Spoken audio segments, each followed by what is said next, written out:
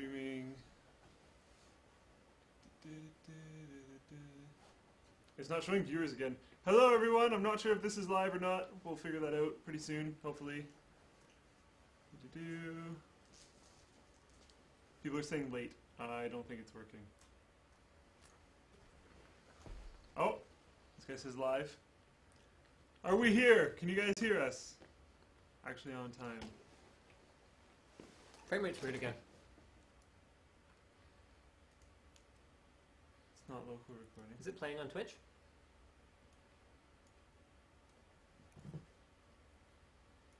There's echo. Yeah. There we go. That'll probably take care of it. Welcome to the live stream, everyone. I am your host. Is it still? It's still laggy. Here, you talk to them. I'll try and figure this out. I don't think there's anything we can do because last time the issue was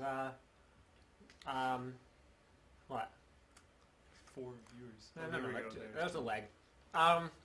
Last time the issue was that we were also local recording at the same time as we were live streaming, so that was definitely a problem. Why don't I start with an update on what we have going in terms of CPU cooler testing? Now we can do that after, or we can do that soon.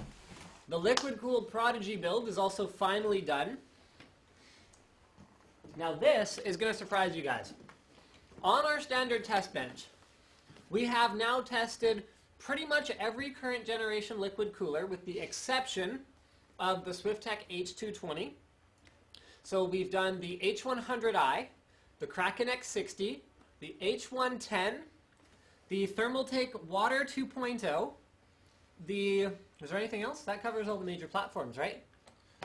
H90, H110, Yep. H100i, Yeah. Silver Arrow. Oh yeah, right, high-end air. So the Silver Arrow Extreme represents high-end air on our test bench. And the big winner, very surprisingly, using our Noctua fans at about 1,000 RPM, so our sometimes undervolted when they're 120 mil and not undervolted when they're 140 mil fans, was actually the Thermaltake Water 2.0. Now, I don't know if the fans that are included with the Water 2.0 Extreme are anything special because we actually never ran them. But when it comes to shear, water block, pump, radiator, this guy is the big winner. It's got a thick rad. It's not purely surprising. You just ruined the surprise. Now Oh, there's you no were gonna surprise show left them? for them at all. That's really awkward. It's awkward for you because For now you, mainly. because now you're fired. Damn it. Yeah, it's early tonight. I made it to the live stream first, though. No, I fired you earlier today. When? I don't remember, but Diesel said something and then I fired you. Oh, but I think you did it because of something Diesel said. Yeah, that counts still. And Not really. fellow employees can get you fired. That's actually a thing. Okay. Okay, so most liquid cooling. Nothing. Keep going. Oh, most liquid cooling systems, Those are the fans we use. especially that's okay. I'm just showing for thickness sakes. Most liquid cooling systems are about the same thickness as the 120 millimeter fans that we mount on them. What you can see here with the Water 2.0 Extreme is that it's actually significantly thicker than a regular fan. So this is something that I've talked about a fair amount, where people will say, Linus, can you test the whatever pre-filled liquid cooling kit? To which I'll reply, well, it still only has a 120 millimeter radiator. It still isn't any thicker. So the limiting factor for these pre-done liquid cooling things is, oh, we're back down to 4 viewers again, but there's no way that's right. It goes like this. It's totally messed up. Oh. Like Okay. 100% messed up. Where was I?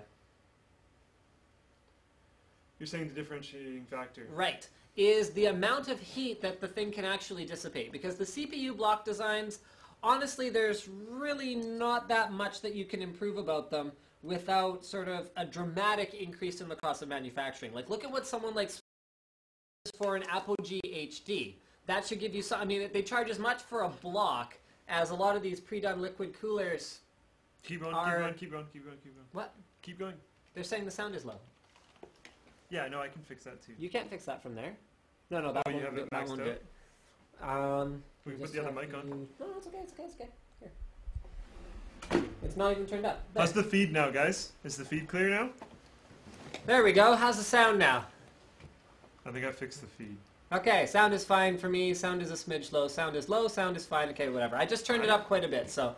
Okay, so anyway, the limiting factor is the radiator itself, because you can take heat away from the CPU as much as you want, but if you don't have some way to dissipate it to the air, then there's nothing you can do. So why does this dual 120 millimeter, slightly thicker rad beat a dual 140 millimeter rad? Because it's all about surface area. It's how much copper and aluminum can you put the water in contact with that generates the performance. So in the case of single 120 millimeter rads, you could probably make them like this thick, and you'd never get that same performance that you get out of this larger surface area, because so much of it is wasted with the fan hub in the middle and the edges, which aren't getting any airflow, that the actual amount of cooling surface area is not very high. Yeah. Not only that, but there's a law of diminishing returns as you thicken things that leads you to eventually you get this thick, and the fan, no matter what fan you put on it, can barely even draw air through the radiator fins. So that is why this was actually a great balance. So how much did this beat the H110 by? Oh... I'm putting you on the spot. He's on the spot. I can bring up numbers. I think it was 4. Was it 4 degrees? 4? Was it really that much? I think it might have been. Oh no, the H110 beat the Kraken by 4. The Kraken by 4. And but we then think the Kraken was... I think it's messed up. Yeah, we think there's something wrong with our Kraken X60. Like, there's no way it should be generating results like that.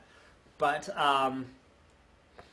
this one did beat the H110 though, probably by like a couple of degrees or something like that. Yeah. So this is the winner just because of the thicker radiator. The problem with going with a thicker dual radiator though is a lot of cases just barely fit an H110 or an H110i. Because the VRM heat sinks on the top of your motherboard are going to interfere with anything that's thicker. So case compatibility for the Water 2.0 Extreme will be lower, but it is, as of right now, according to our testing methodology, which has us using none of the fans that are included with anything, but our own separate high-quality pressure-optimized fans, this is our #1 choice. So we'll be releasing all of those cooler reviews over the next little while. And you guys can download the graphs off of our... It beat H110 by 1 degree. Yeah, so H110 by 1 degree, sorry. So it's very, very narrow margin of victory, but a victory still, nonetheless. It's a 120 millimeter versus a 140 millimeter. So, like, that's pretty awesome. M&Ms are delicious. I finished my dinner before the live stream today, though. You're still eating, though. It's not much better. It doesn't make that much of a difference that it's candy. Is it worse that it's optional eating that I totally don't have to do? Because before the whole excuse was like, oh, I didn't eat all day. But you just ate. I did. I had 2 plates of dinner. It was awesome. Yeah. And now you're having... You have no excuse now. Would you like a candy? No, I'm good. It's warm from my pocket. That's gross. At least it's not warm from my back pocket. Let's move along. Okay. That big thud. We have been promising you guys a liquid-cooled BitPhoenix Prodigy for about 300 bazillion years. And actually, well, since launch. It's been a long time. And since the launch, we have intended every day to build that liquid-cooled Prodigy and show you guys. So we have done it. That's okay, I'm just going to dump it on the floor. We filmed the NCIX Tech Tips episode where we not only show off the liquid-cooled Prodigy, but also do a build guide for how to build your own water-cooled Prodigy from BitPhoenix. So this is, for those of you who don't know, pretty much one of the bossest ITX enclosures on the block. So it's got kind of a Power Mac-ish looking frame. It's a little bit wider than most chassis would be. On the side, it's got ventilation. On the back, you can see the orientation of the motherboard is actually horizontal. So then there's a 120 or a 140 millimeter thing there. And then you've got your power supply, which is bottom mounted. Okay? The bottom has a filtered intake for the power supply. And things start to get, I'll get my lovely assistant Slick to go ahead and pull off the side panel here. This is where things start to get interesting. So we got a lot of cool, sweet, rockin' hardware mounted in here. And this is what it looks like. So this is our liquid-cooled Prodigy. We have gone with a fairly conservative configuration, sort of. So, okay, you know what? I'll get. Can I get you to hold this and then I'll point at stuff? Okay. So first of all, here we've got a dual 120 millimeter Raider, dual 120 millimeter Alpha Cool Nexus 45, Nexus XT45. Yeah. It's an all copper rad. So the frame, the fins, the tubes, everything in there is copper. Then over here at the back we have another. Oh, that came loose because the mounting hole isn't quite lined up right. Uh-oh. Oh, the screw came out. That's a problem. Well, okay. What are you pointing at? I can't see it. Oh, I see it. Is it the block? No, it's the, oh my goodness. I hope this didn't damage anything. That could be a big problem. What is it? It's the rad at the back came out. Oh. Because I only put in 2 screws because I was lazy. Okay, it's back on. Okay, so there's a Nexus XT45 single 120 millimeter rad. If we were to mod the top of the case, see in the roof there where there's room for dual 120s? There's no room now because this one here blocks the clearance that you'd, and actually they both block what clearance you'd need to install a dual 120 rad there. But you could probably put another single 120 rad there if you drilled your own hole. So that's an idea for any of you modders out there. For our graphics card, because we, oh, see that keeps coming out. It's because the you put 2 screws in, I mean more than 2 screws in there. Yeah, no, the problem too though is that the heads for these go right through the fan holes. So yeah, they're really small. Yeah, they're really, really small, yeah. So there's nothing I can do right now. They're nice though, they're copper screws. Yeah, copper screws, which is sort of balling, but I guess they saved a little bit on the making the head smaller. Okay, so for the block, we've gone with a GTX 670 with an Alpha Cool GTX 670 block. Again, all copper, so these are copper plugs here, which is really cool. And then you can see the copper of the block itself in here. There's going to be more close-ups of this in the NCIX Tech Tips episode, so don't worry about that. And then the front of it is so mirrored that we can probably show you guys. There's our lights. There you go. There's presumably our camera somewhere around there. Don't worry, it's over there. If you could see our camera, you'd know that it's not mounted properly on the tripod and just has a piece of cardboard holding it up, which is cool. For those of you who are asking why I'm wearing this shirt, I actually own 2 of them, which allows me to wash them and wear them at the same time. Seasonic 520 watt power supply, reservoirs mounted here. You could put in a longer graphics card, but we wouldn't be able to use this spot to mount the reservoir. I really liked this spot for the res because it allows me to put it above the pump, which is down there in the very bottom, without sort of any difficulty and without drilling any additional holes. And then let's go ahead and open up the top so they can see what we did in terms of wire management inside the case and tubing management. So let's go ahead and flip this bad boy down here. Oh man, you can't see that at all. How well can you hold this? Because I'm gonna, here, no, here. No, come back. It's not gonna focus there. It's okay, we just need more light. Here. I feel like a Teletubby. Yeah, I know, right? Everyone's looking at my stomach. Okay, so inside here, you can see the tubes mounted to the, hold on, this isn't working. And it is working. Okay, so there's the tubes mounted to the dual rad. Here's the tubes mounted to the single rad back here. Then you can see the Apogee HD water block way down there in its guts. 16 gigs of Patriot memory. And you can see that the water block for the GPU, tilt it down, there we go, is, lift up, but keep it tilted down. Can you do that? Awesome, you're the man. Right, something fell out. What just fell out? No, it's okay. That's just the pad for the pump. Oh, okay. Yeah, the cushion. So there are the fittings on the back of the GPU block, and I think that pretty much kind of covers it. So the water-cooled BitPhoenix Prodigy. Did you show them the copper, stop fittings? We can give them a close-up of that, sort of. So there's the copper stop fittings that are also for the all-copper radiators. Hopefully they can see. You can go do a close-up if you want. That's okay, that's good enough. All right. So yeah, there you go. Balling machine, so 3570K, GTX 670, 3 thick 120 millimeters worth of radiator. Well, inspector fans, because they came in the case and we didn't really have anything else handy.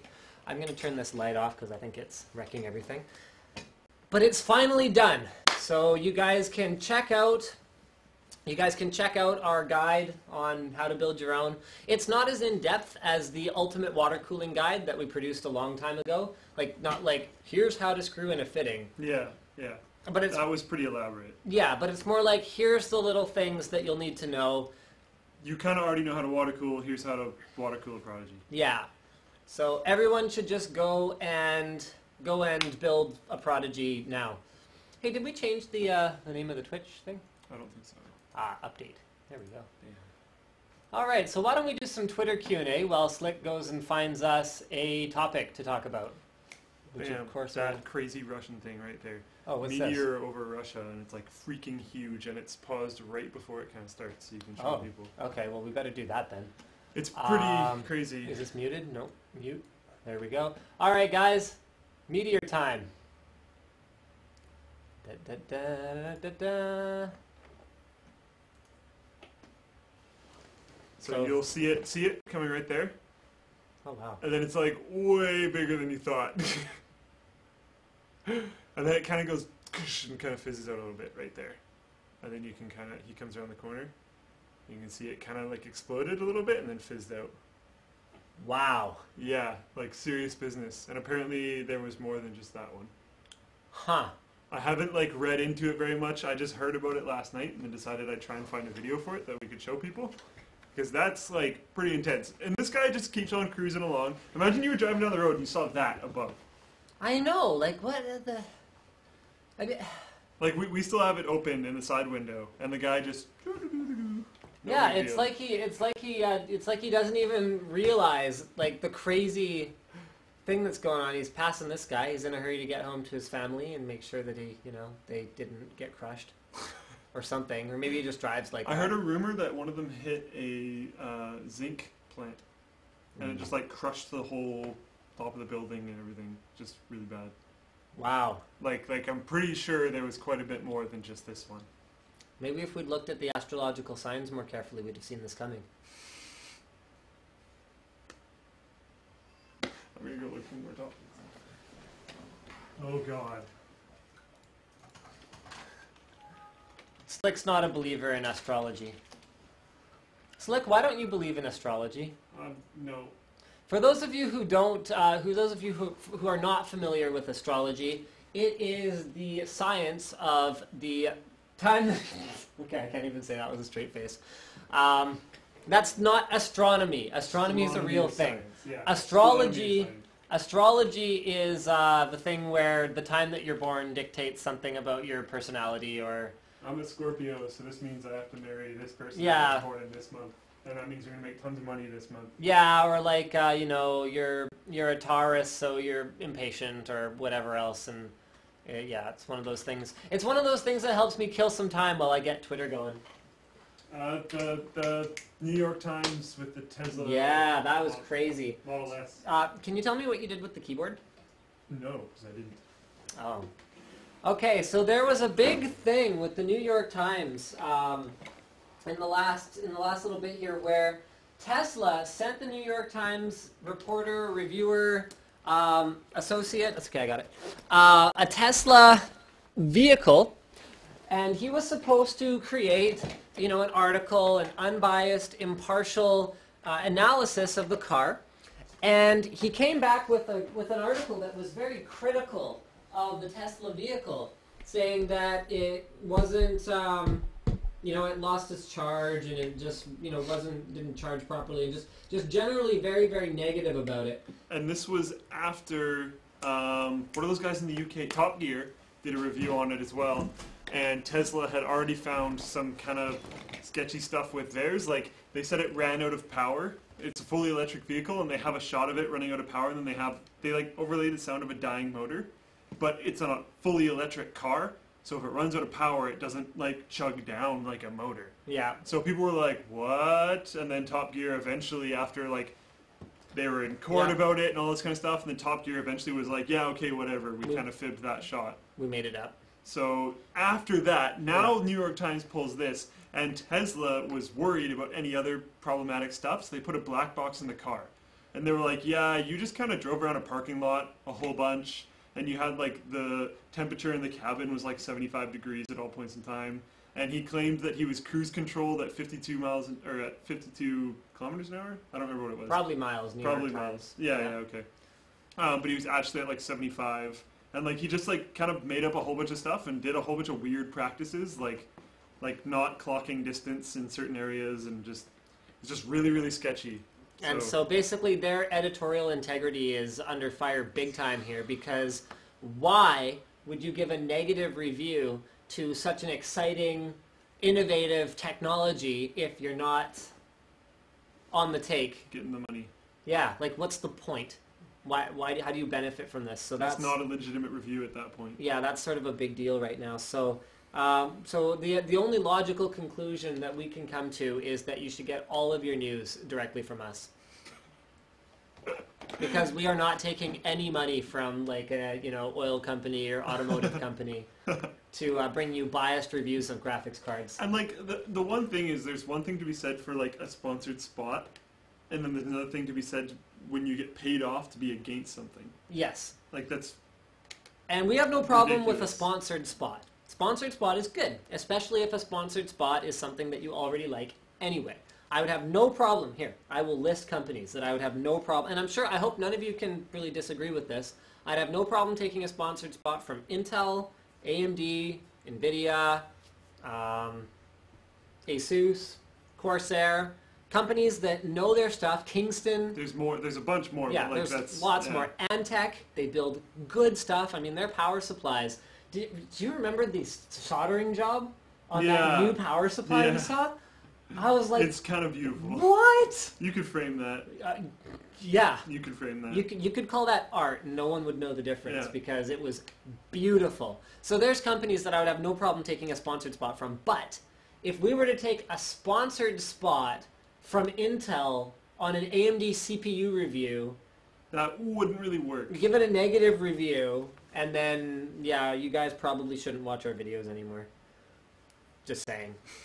That would be kind of the tipping point. Speaking of not watching our videos anymore, I've gotten some complaints that people aren't getting notifications in their subscription box that we have new videos.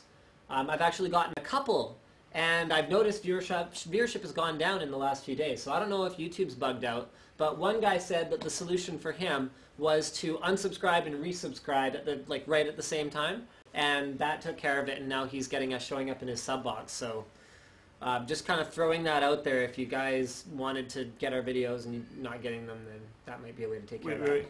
That meteor that exploded, bring up Twitter. That meteorite that exploded over Russia was only one, and it damaged its. Okay, so that's 500 people. Wow. So that same one we saw, it wasn't multiple like I was assuming. So that was probably a piece of it, though. Yeah. So that same one that we saw in that video hit the zinc plant that I was talking about. It was not multiple. Okay. It injured 500 people. That's kind of. That's crazy. Are you gonna dye your hair again? Probably not. Budget gaming CPU, $82 versus a. I'd probably go with the AMD one, because the Pentium one cannot be overclocked at all. And AP, yeah. Fix the camera angle. Yeah, I thought I fixed it. Is it like falling? Because I'm here again. I think it might be turning. Maybe tighten the spots. Sure. Seems pretty tight to me. No, it seems pretty tight to me. Maybe I just adjusted it stupidly last time. There we go. Now you can see us. The Russian air defense intercepted the meteorite and blew it up to reduce the size and avert a catastrophe. Okay. Good work. People are saying they saw water dripping out of the Prodigy. I didn't see any personally. Yeah, I saw it. I didn't put the cap on the top of the reservoir too tightly. We're taking this build apart. Yeah, we're going to take it apart like immediately. So yeah, we're done with it. Yeah. It's partially taken apart already. Would a SwiftTech H220 perform in the Prodigy? That would make an awesome and practical multiplayer. Yes, it would. In fact, what I would probably do is I would throw another 120mm rad on there, and you're ready to go. And that avoids the issue with mounting space for reservoirs and pumps, because the reservoir is part of the radiator, and the pump is... Show them again.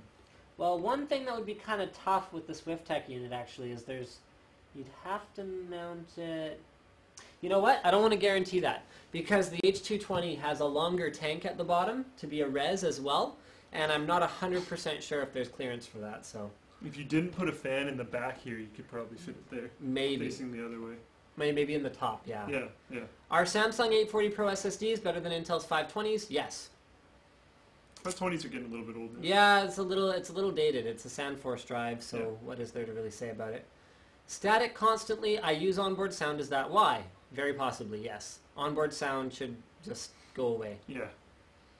Budget. Oh, okay. That was twice. Like this one. For fan control, what do you prefer, manual controller or PWM? This is actually a good discussion topic. So, Well, we both have the same one. do we both have the same one? Yeah. Not necessarily. Why? What do you prefer?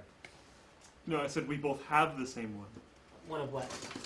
Fan control. Oh, fan controller. Okay, but he says, I think he just means in general. What do you prefer? Does he mean manual controller as in like a separate thing? And then PWM is on the motherboard? I was going to interpret it as analog versus PWM fan control. Okay. Okay, so why don't we talk about that a little bit. These are fan connectors. They're blurry, you can't see them, but don't worry about it. This one has 3 pins, and this one has 4 pins. So the 3-pin one has a pin for positive, a pin for negative, and then a pin that is an RPM sensor that tells you if the fan is spinning, how fast it's spinning, and if it stops spinning. Okay, the way to control this fan is to reduce the voltage. So computer fans all pretty much run at 12 volts DC, and that's when they run at the correct speed. You can overvolt them, and you can have them run faster, but it'll burn out the motor sooner. And you can undervolt them, which has the benefit of making them quieter, but at the cost of airflow, because they won't spin as fast. If you undervolt too far, what tends to happen is, particularly on cheap fans, they'll tick or they'll whine. And if you undervolt again too far, they'll have trouble starting. So they'll kind of go like this. And they'll never actually get past that tipping point and get started. But even if you have it at like 5 volts, if you start it manually, it can often keep going even at a very, very, very slow speed. Just needs to start that momentum. Yeah, needs to get that momentum going. Okay, so that's 3-pin. 4-pin PWM fans have a 4th pin called pulse width modulation pin. I made that up. But don't worry about it. So it's a 4th pin in the connector and a 4th wire that runs to the fan. These fans can be controlled by simply undervolting them, because you just don't connect the 4th pin to anything or don't send any signal down it, and you can just undervolt it and it can spin slower. But pulse width modulation actually controls the fan in a different way. So what it does is, instead of, yeah, see, he's doing it. It controls the fan like this. So instead of applying a constant 12 volt voltage to it, it will go, okay, here's a 12 volt, oh, not now. Here's 12 volt, not now. Here's 12 volt, not now. So what that does is, by applying 12 volts, you always have enough momentum to start the fan, which is one of the advantages of PWM, but you don't have to, you always have enough to start the fan. Right, but you don't have to spin it at full speed, because it's going burst 12, burst 12, burst 12. Keep spinning it so it just keeps moving. Yeah. It's like hitting your finger against a fan so it continually rotates. Yeah, it's like Yeah. hitting it at full force. That's a good analogy. Good job. Good job. You're not fired tonight. Does that unfire me from before? Yeah. So I'm back at 0 again. No, because I fired you once earlier already. So you're at I'm negative 1. Wait, no, so I'm at 1. 1, yeah, 1 time being Okay, fired. yeah. Okay. So PWM fan control. Okay. The disadvantage of PWM fan control is that it requires a controller, it requires a chipset inside the fan and inside the fan controller itself, so that'll be built into your motherboard or your fan controller, whether it's N-Cube T-balancer or whatever else. And these are often not compatible. And incompatible PWM fan controllers can cause things like noises or grinding noises or just kind of bad things. Yep. Just very bad things. So there's actually a third method, and that is PWM control over 3-pin fans, but that can only really be done by fairly advanced controllers, like the one that we both use, which can do voltage control or PWM control. It's the N-Cubed T-balancer, which is freaking awesome when you can get it to work. And I'm going to have an M&M, so why don't you explain what a T-balancer does? T-balancer is, it's a microcontroller. It's a little board that you can put. You don't have to display what you're eating. It's like, delicious, though. Look at my prize. They can enjoy it with me. Oh my goodness. It's a little module. You can link them up to other ones to add more fans to it. You can do whatever, but basically it's the central. Holy crap! Okay, I'll be back in a minute. What are you doing? Don't worry about it. Okay. Oh, he might be going and getting one? I know he has one. We both have one. Anyways, so you can hook up a whole bunch of fans to it. I'm getting spam text message and I'm worried that something's happening on the stream. Twitch, tell me if something's wrong. Nope. Okay, everything looks fine. Yeah, so it's basically an awesome fan controller. You can branch. There's only like 3 or 4 headers on it, but like I said, you can add another module that adds fans to it, or you can just split her off of those and then control sections. So how I have mine set up is all the fans that are up on my radiator I have in one section, and then all the fans in the front of my case are on another, and then the bottom and back fan are both on another one. So then based on certain temperature curves for all of those 3 different zones, those fans will change speed. So if I'm doing nothing on my computer, my radiator fans will turn off because that can idle and be totally fine, and my CPU won't get in trouble at all. It only hits like 35 with no fan spinning, so that's totally fine. But then the second I start playing a game or something, all those fans will turn on so that it can aid in cooling my CPU. So those fan curves are pretty nice. You can do stuff like that in Fan Expert and some other motherboard controller ones, but it's a little bit more elegant on the T-Balancer. M-cubed T-Balancer. The software for it is really messed up though. It's really hard to use. Apparently, Linus got it working a lot better than I did, and he said that he downloaded the German version and then installed an English language pack, which was better than just downloading the English version. So that's kind of funky, but apparently it worked. I've tried a few different fan controllers, but none of them were fully satisfying except for the M-Cube T-Balancer. Oh, that's fantastic. There you go. I was thinking about whipping these out. So whatever you were talking about now is not nearly as Completely interesting irrelevant. as us sitting here with weapons on the live stream. They're not real guns. Yeah, not real guns, guys. BB guns, although they come with realistic mag action. Yeah, sliding bolt. And, oh yeah, foldable stock.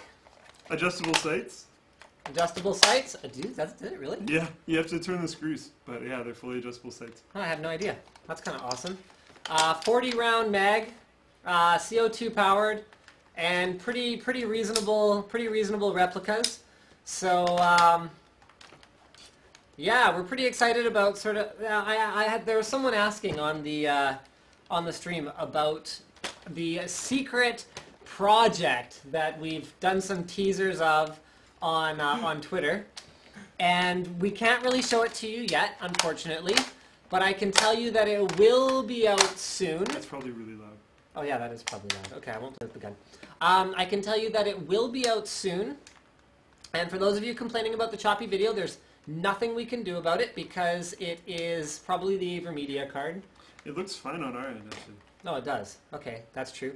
I'm not sure what it is. And these actually are not the guns that we used in the super secret project. We acquired these sort of temporarily as a...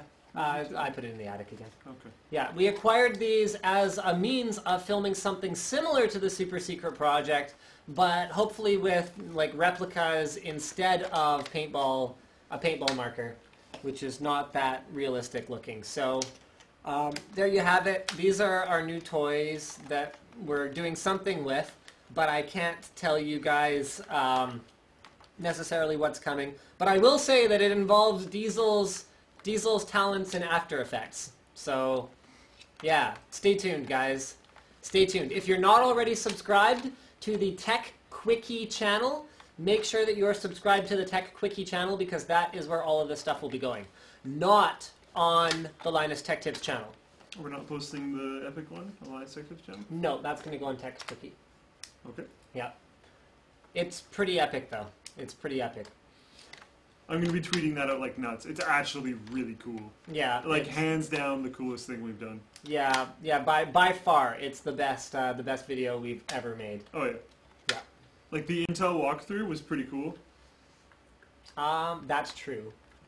They're on completely different playing fields. Yeah, that's totally a different... They can't really compete with each other. The Intel walkthrough was pretty epic, but this one is just in a completely different realm of epicness. But anyway, okay, so we'll put that aside for now. That was it. Sorry, what were you talking about? I never actually went and got a new topic. I just went and got the guys. MQ T-Balancer, but I covered it. Oh, you covered it already. Okay. I don't have any other topics. That was all you had for tonight? You don't have anything. I do. What do you have? I just don't know what they are because I didn't go look at them instead of going and getting a gun to play with. Oh yeah, Dell's trying to go private again. I thought they did. They are getting resistance from some of their major stakeholders who are asking for completely unreasonable payouts on the stocks that they still have. So I think there's one group that owns like 8% and one group that owns like 4% or something like that. And they're asking for a value that's like 20% higher than what Dell has already shot up to following the news about the reacquisition of the stocks back. So so it was here, and then Dell sort of went, oh, okay, we're going to reacquire everything at this amount. So people glommed on and bought it at anything less than that because Michael Dell, and I think it's someone else, said, look, we're going to buy everything at this price. And then now that that's done, these guys are going, oh, well, we should get this much for it because the stock's worth this much, and this is supposed to be a buyout, right? So you can't just buy it at this price because it's worth more. But the argument is that if it had been worth more, then it would be... they wouldn't be worried about doing that. Yeah, like if it had been worth more, it wouldn't have only jumped up because they were talking about reacquiring it at that price. Which leads me to a discussion topic that we actually talked about a few weeks back, which was the Cisco sale of Linksys to Belkin. So I think this is interesting because I know enough about Linksys and what goes on over there to know that the business unit is profitable, at least here in Canada. So I don't know about necessarily every market. Right. I know it's profitable. It would be hard to imagine it's not profitable. Yep. I know it's self-sustaining. Yep. So it covers the people who actually work there, and it's being sold off as an entire business unit. So the whole thing is just kind of going somewhere else. The point is what stockholders want is this is like, if this is the profitability line, even if you're up here but plateauing, they don't care. They want you to be ramping up the whole time. Yes. So revenue needs to go up, profitability needs to go up, and market share needs to go up. And if all of those numbers aren't going up, then that's bad. So that's where I feel like some very strange decisions get made. Why is Dell going private? And this leads me to, because they need to be able to do things internally that don't necessarily look good to a stockholder. And, you know, someone like Newegg, for example, has tried to go public a couple times now. And the problem every time was that Newegg's net margin was something like 1%.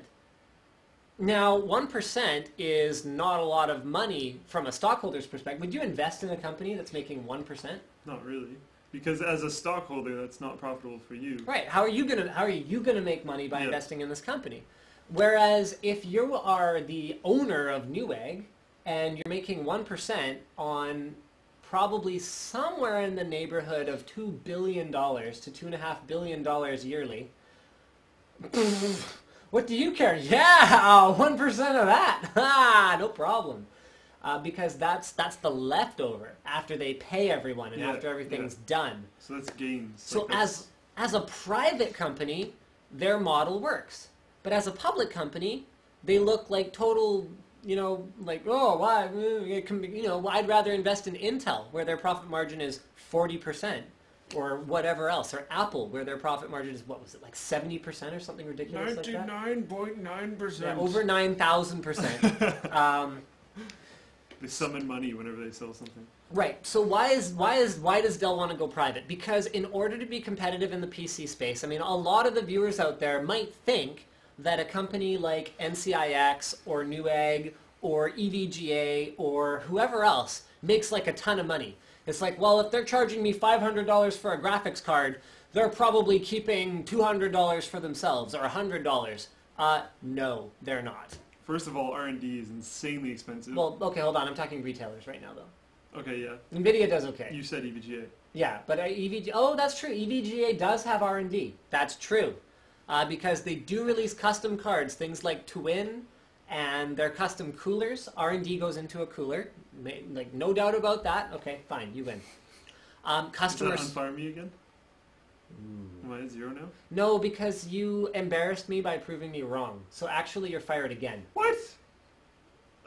That's not even fair. Okay, one sec. It's choppy. I think I can fix it. What would you do? Restarting the card. Worked last. Wow, that is just super ridiculous. Yeah, it looks less choppy.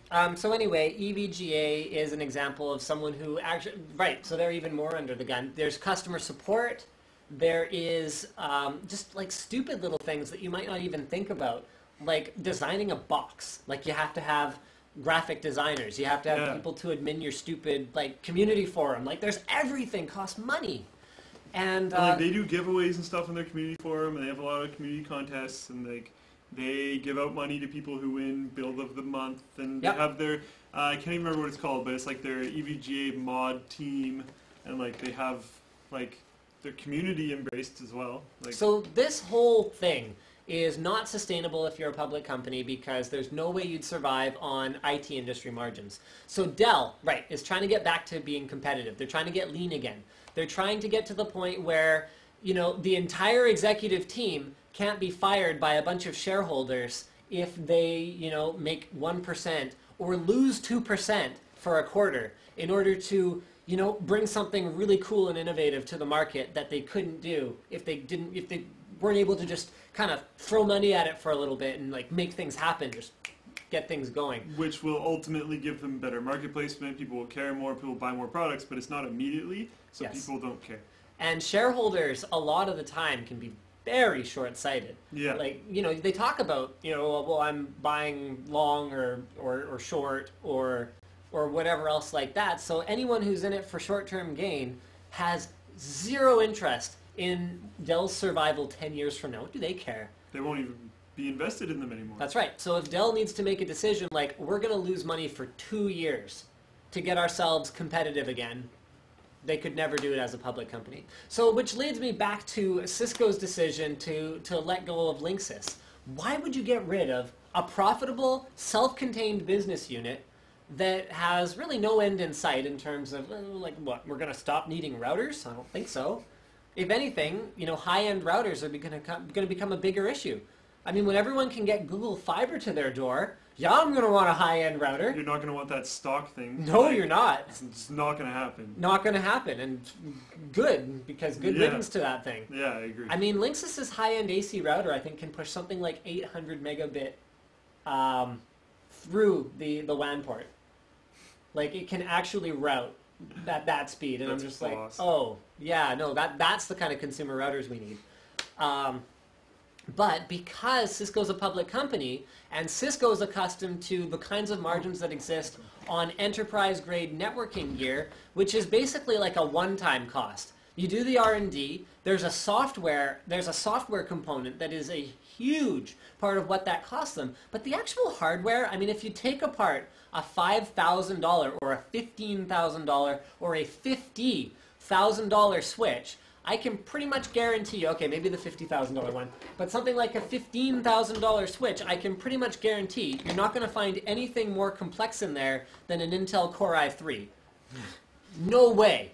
There's no way. So they're making money on the solution rather than on the actual BOM cost. So they could sell as many as they want, and no cares were given about the R&D anymore because they moved a bunch of them. So anyway, what Linksys did is it's a consumer brand, so you can't make that much on it. Consumers actually buy based on the actual freaking chipset that's in it. If you're not spending money making that router, you don't get to just say, oh, well, we are Cisco. I mean, they rebranded all the Linksys routers Cisco, as if that was going to help. We are Cisco, therefore, we are worth 40% more than anyone else, even though someone like Asus is innovating hugely in the networking space. Speaking of which, this, but more on that in a bit. You can hold it up and be Vanna White if you'd like. I don't think I can keep a straight face while you do that. Right, so Cisco can't even talk. Cisco can't just slap their name on it and go, oh, well, we're Cisco, so you should pay this much more for it.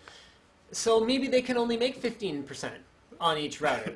So even though that's profitable, it's not profitable enough to not erode Cisco's overall profitability as a company. And then stockholders look at that and they go, oh, Cisco's lost their mojo because this business unit is not... Apple can. Yeah, Apple can. Well, whatever. Not, okay. Apple breaks every rule. Yeah, most of the, like, especially, like, enthusiast custom PC market, margins are, like, pretty much not even there. Not that much. Right. So anyway, that is all of that. Let's talk about this thing, because this thing's freaking smurf. I'm going to whip it out. You're going to whip it out right here on the live stream? Yep. That's, that. Oh, I was getting excited there. Okay. I don't know, you talk about it. You tested it. It has, first, what is it? It is an internal network card. Okay, it's a PCE AC66. Here, one sec. Hold. Sure. I'm just Oh, it's hot. No, I'm just kidding. It's not hot. But it's hot like it's cool. Oh, and it's red, too. And I drop it like it's hot. Oh, God. Okay, so we've been doing some AC testing. Hot potato. Hot potato, here. Okay, it's okay. I got it. I was screwing something in. I got it, okay? Calm down. But you've been holding the hot potato too long. You're dead now. Ow! No, it doesn't kill you. It just burns your hands. Oh, whatever. Didn't you ever play hot potato as a kid? Play hot potato with a grenade. No, you play hot potato and then at the end you make out. What? We can do that part if you want. No! Oh my God. That got interesting. Yeah, this got out of hand very quickly. I need a monocle. So I can just put that on every time I say something like that. What? You know, I found a place that has monocles for only like $3. Yeah. That's awesome. They have silver ones and gold ones. We have to dress up in like crazy old school suits and wear monocles and go around with these. Yeah, we would get arrested so quick fast. Like, so fast. That would be fantastic. But that same site has like everything. Like they have, you know how you can get Groucho Marx glasses? But they're always like stupid. Like the mustache is blue. Yeah. Or like they're just like they're always not quite. They're not the classic one. How do you get the? They have the classic one, cheap.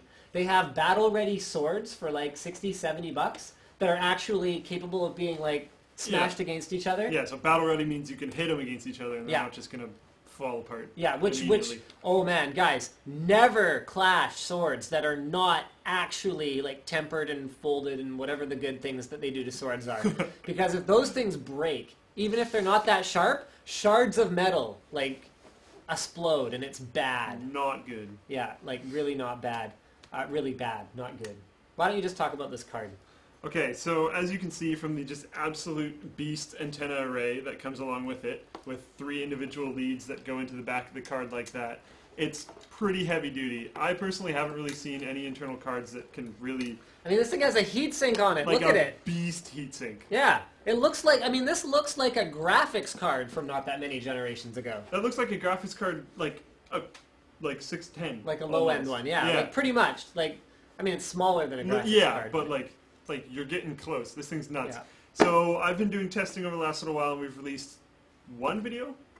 Well, we filmed a video, but it's not released No, yet. but we released one from before, from the launch of AC. From CES. Oh, on AC. From the launch of AC. Yeah. So at that point in time, we had tested a media bridge, an N450 USB wireless adapter. The media bridge is just like receives and then goes to Ethernet. N450 USB adapter and then a AC USB adapter. The AC USB adapter was USB 2, so it was bandwidth capped, and there's a whole bunch of other weird stuff. And that was also a launch adapter, so it just was not very optimized. The AC USB 2 adapter was at like 110 seconds to transfer a gig, and just failed epically.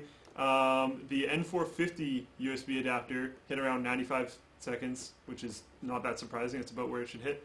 The media bridge crushed both of those and came in at about 27.3 seconds, I think, and that's decimal conversion, so it's not 27.3, like, it's decimal conversion. And then this guy just barely beat it within margin of error that if I ran a whole bunch more tests, they'd probably be pretty much equal, at like 26.98, I think. That's, again, decimal conversion. So that's pretty awesome. And we're looking at gigabit Ethernet being at about 11 seconds, not theoretical, like actual, the tests that I did with those files, that is at about 11 seconds.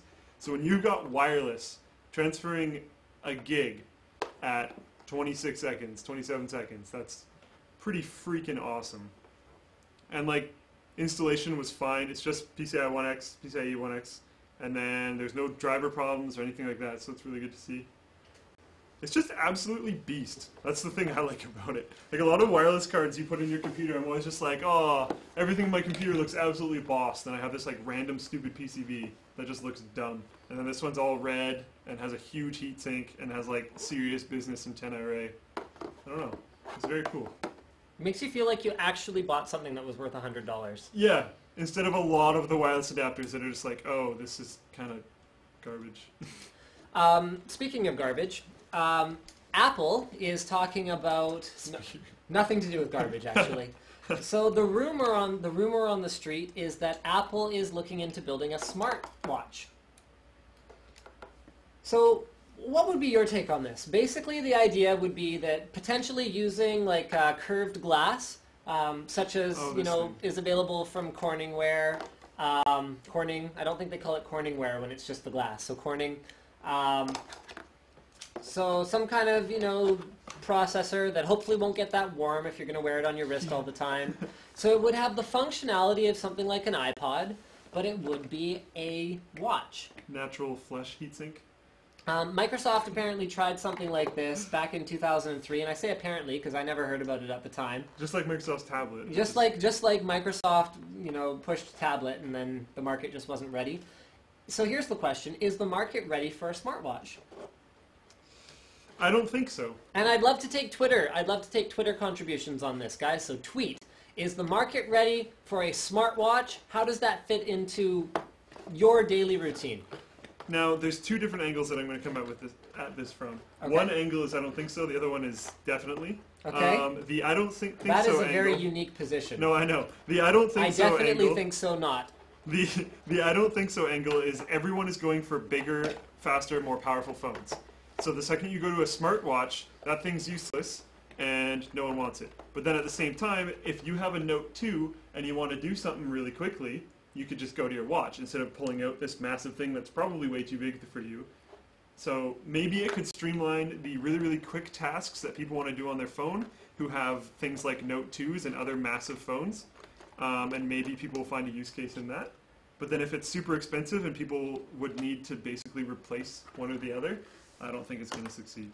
Well, I think we've seen time and time again that Apple finds ways... Yeah, it's also Apple, so it'll probably be fine. Right.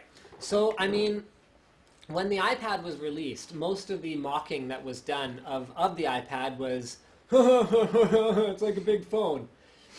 But then Apple's whole trick was, well, no, you need an iPad and an iPhone. Yeah, so they're just going to add it as another... And an iWatch. So there is no replacing going on. So I see the more likely use case scenario. But the weird I wasn't done talking, but go ahead. I thought you were. You pointed at me. Usually that's like flowing the conversation. But or anyways. It could mean you're fired. Whatever. What was I going to say now? Yeah, but the like weird Apple mystical, like we can make people think whatever they want, kind of disappeared with Steve Jobs. Okay, but that doesn't change the fact that, okay, and the funny thing, again, this comes to public companies and the kind of scrutiny they get put under. iPhone 5 is selling a butt ton of phones. Yes, but not at the scale that it should be. This is the exact argument that you were on the other side of the table for with Call of Duty. You said Call of Duty is dying. Call of Duty sold very well. It's just, it didn't sell well on a scale. You can't flip-flop like this, hypocrite.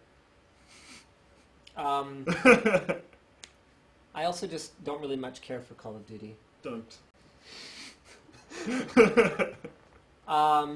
Okay, whatever. So iPhone 5 is selling a butt ton of phones, and that's lots of phones, and all that's really good. But everyone, sort of the doom and gloom, I mean, the way that their stock has just kind of been in free fall lately is that, oh, well, it's not selling at there's no growth rate here. So that's a big problem.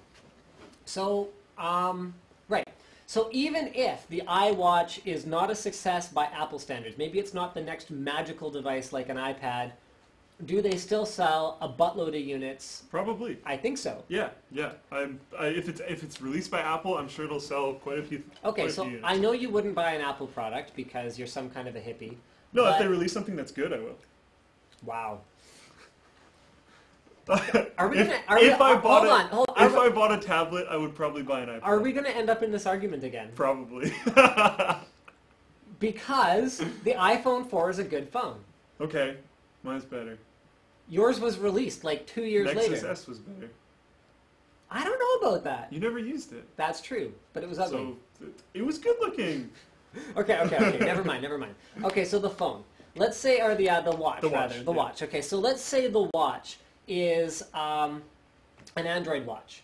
Okay. Can you think of a way that watch integrates seamlessly with the Android experience you have with the Galaxy S3? What could it do? Because it's probably going to have an MP3 player in it, which I think is stupid. Okay. Yeah. Because I believe, well, hold on, it is, but it's not. If you believe in wireless headphones, yeah, exactly, then it's fine. Yeah, but if you don't, that's just weird. Unless you're wearing that's still weird. I mean, if they had wireless headphones that were like lightweight earbuds, but really lightweight. Yeah, like if they had like a separate battery in each earbud, so they could each just kind of sit in your ear. I mean, that's probably coming at some point, or it probably exists. Yeah, so like that makes sense. But other than that, it's kind of weird. Okay. But then I could just as easily have my phone next to the badminton court, and I could be listening to it from there. Yeah. Okay. I think one way to make it work really easily is you could sync. You could probably sync your phone to it through Bluetooth, and then you could get like text messages and stuff on your watch. Yeah, but typing on it would be a nightmare. Voice, I almost would use it. Yeah, you could use. That's a good point, definitely. Okay. And I would almost use it just to like check things. Okay. Because if someone texts me and it's not important and I'm out doing something, it would be nice to just be able to go like this, or I guess this side. Go like this. You can buy two. Yeah. Go like this. Read it. Be like, okay, this is important. I need to go grab my phone. I need to go deal with this. Or yeah, okay, I can talk to him later. Okay. So that's it. So more than just time and date and alarms, but also any kind of notification. So if it's an internet-connected device... Email, Twitter, text messages, whatever. Facebook. Headlines, RSS. Stocks. So then all of a sudden, you know what? I think I've talked myself into this. Because if it's the problem with any kind of a smart watch in the past, I remember seeing like a Kickstarter or something like that for a really crazy-looking watch. Yeah, that did well, actually. I don't know where it's at now, but it did well. Probably disappeared because it's all about the ecosystem. That was what made... It's Android.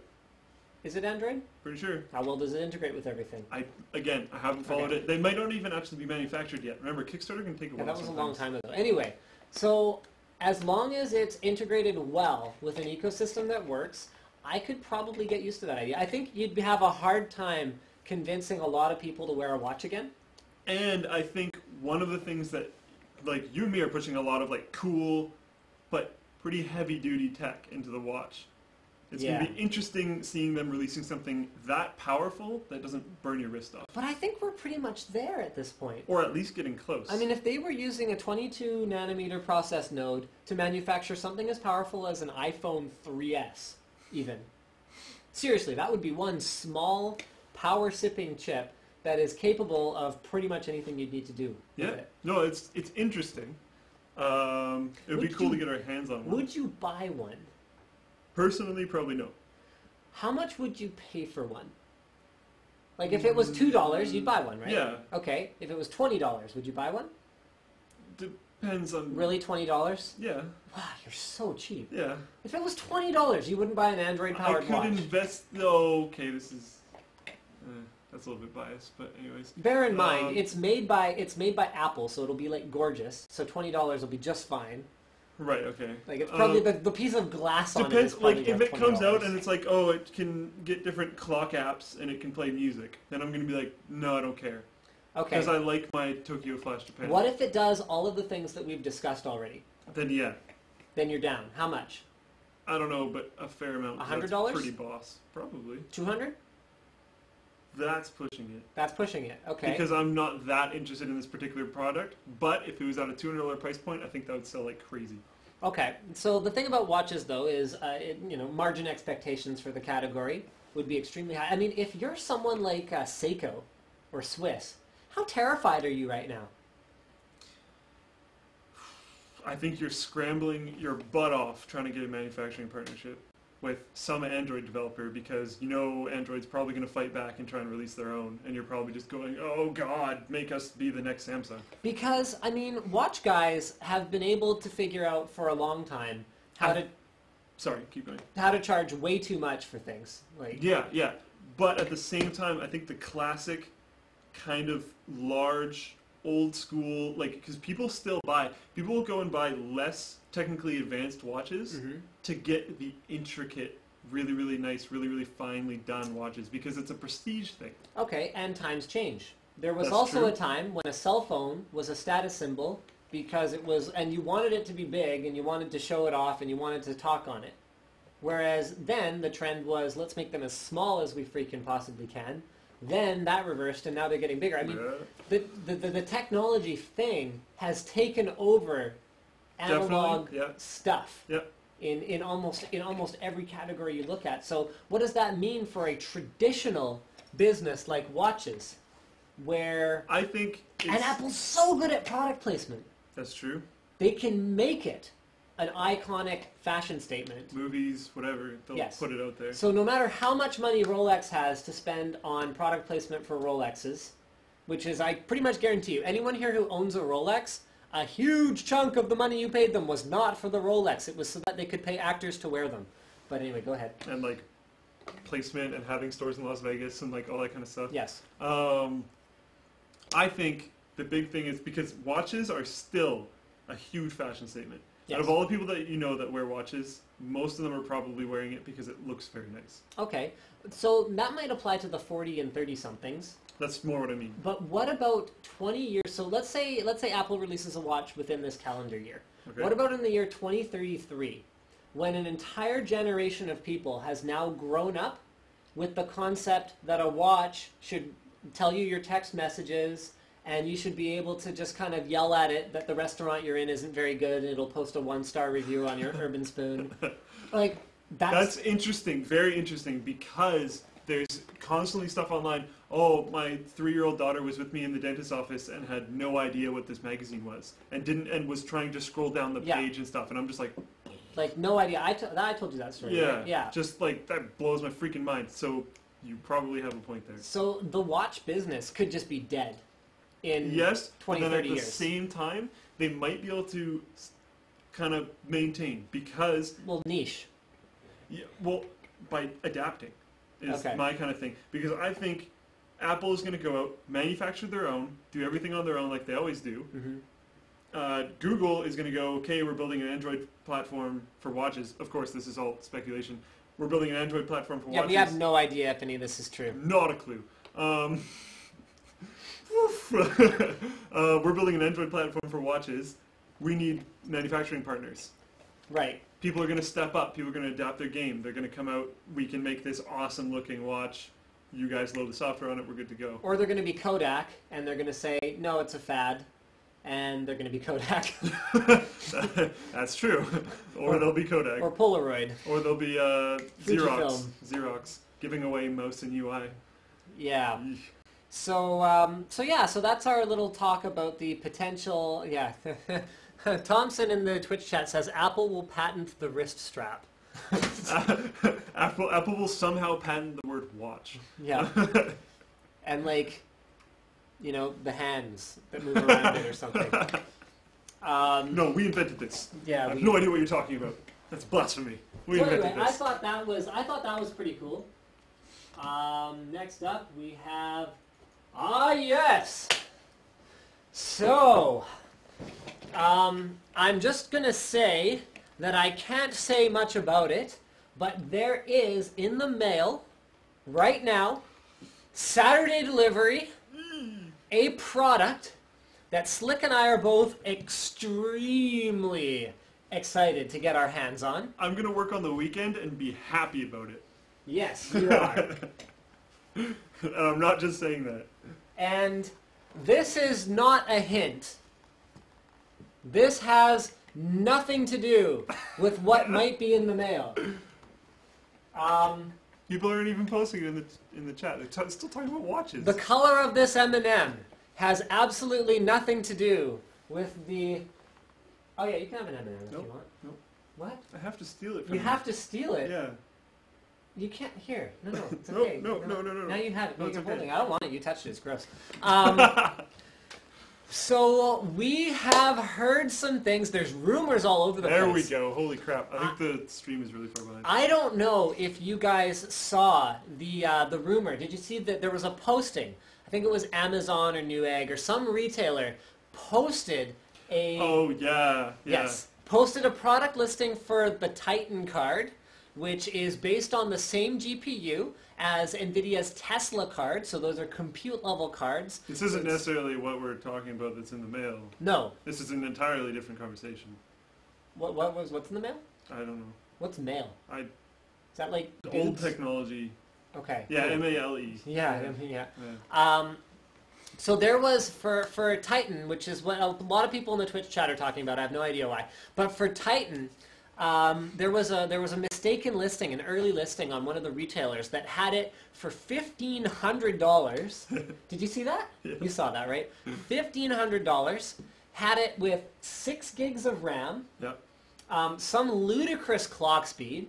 I think, what was it, a 512-bit bus? I think they had it listed as I a don't 5... remember. Yeah, I'm pretty sure they had it listed... It was retarded. Yeah, 512-bit bus. Which would make it by far the most expensive and most complex graphics card ever. Like, ever by far. So we have something in the mail that's not at all related to that we are extremely excited to check out. And when we can talk about whatever may or may not be in the mail, we are incredibly excited about talking about that. Whatever that is. I just wanted to let you guys know that you can expect a Linus Tech Tips video, which we should probably be calling Slick Tech Tips, because he's going to be the one testing whatever may or may not be in the mail, hypothetically testing it. The thing that has something to do with this. Nothing to do with that. I don't know. What is that? Why haven't you eaten that yet? I gave it to you to eat. You're just going to steal another one and put that one back or something. It's all about being deceptive with you. So yeah, guys, not everyone is going to have anything to talk about with relation to this, but we will. I see some comments in the Twitch chat about the Ares 2. We did get our hands on an Ares 2 today, but we only had about half an hour with it. So all we got done was an unboxing, unfortunately. But we did get like a nice close look at it, and I mean... Performance isn't exactly rocket surgery with that card. It performs like 270 970s in Crossfire, Gigahertz Edition cards that are overclocked. That is all. I get asked a lot, Linus, how does a GTX 590 perform? Well, it performs exactly like two 580s that are slightly underclocked and running an SLI. There's no magic that goes into a dual GPU card. A dual GPU card is two single GPU cards, with the exception of a little bit of efficiency that might come from combining the VRM and having it all on one card, so there's a little bit less waste. That was all you were going to say. I know that. I'm just making sure.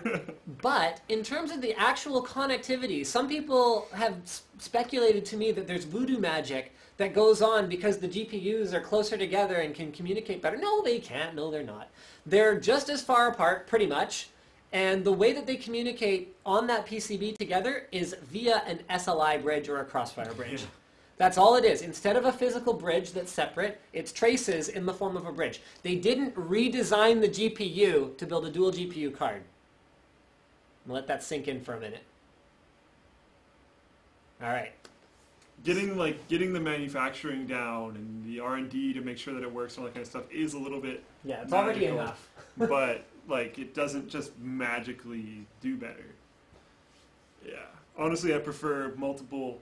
If you need that much, I would prefer to go multiple single GPUs instead of one big grouping of GPUs. This is a segment that I've wanted to do for a while, actually. So we're going to go ahead and fire this up. So if you guys aren't already active, hold on.